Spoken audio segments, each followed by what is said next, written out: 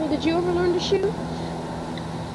No, my husband was one of the top 10 riflemen in the United States. He was president of the National Rifle Association at one time in the 40s.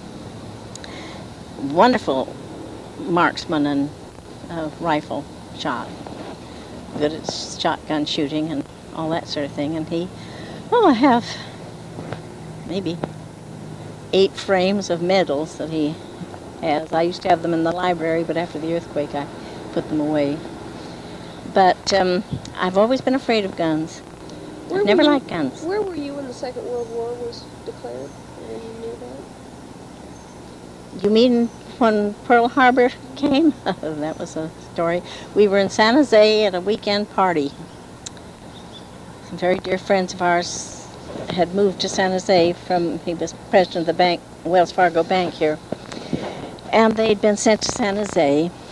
And so the president, or the man who was manager at the time, was a good friend of ours too, Harold and Mary Bostock, and my husband and I, gone to San Jose to stay with the Duanes, Arthur and Florence Duane, and they were having a big party.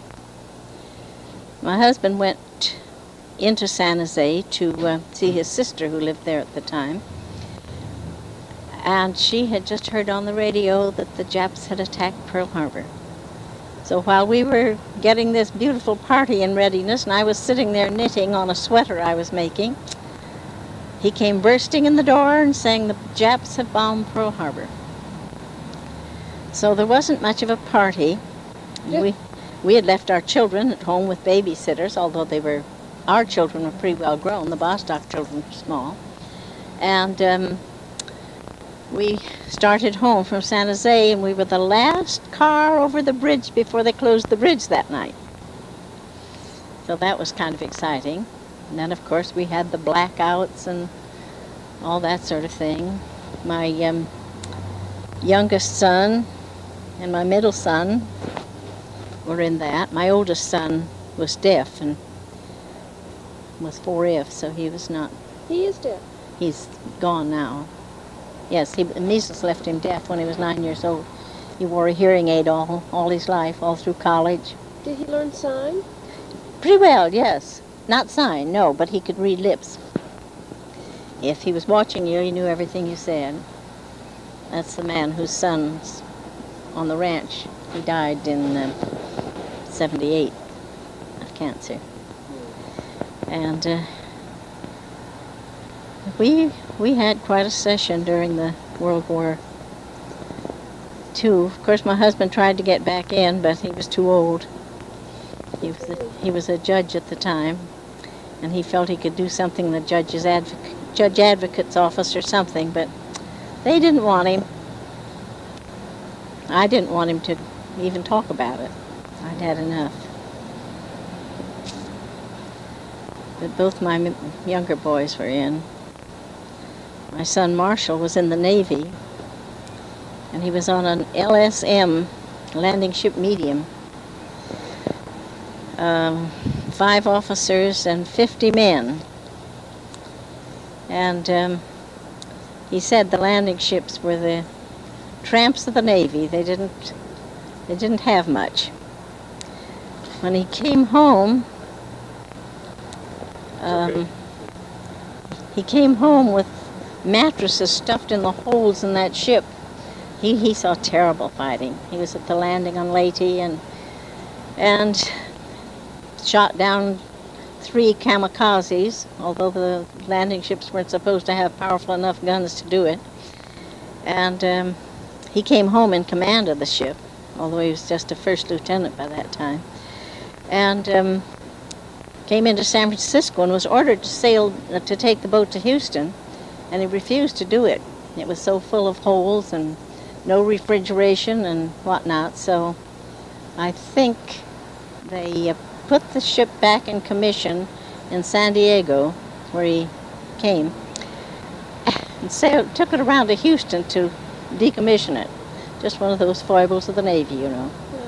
They couldn't say, well, put it in the graveyard in San Diego. They had to sail it to Houston to decommission it. But he didn't talk much about his wartime service. It was too terrible, I think. He had 4 children, 2 boys and 2 girls, and died very young, 39, very suddenly. He was a lawyer. I've often thought that it was very,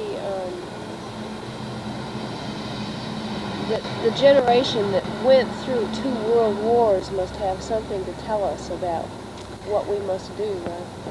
Well, it makes one How did feel it pretty happen? hopeless when you see the condition the world's in today. You wonder why.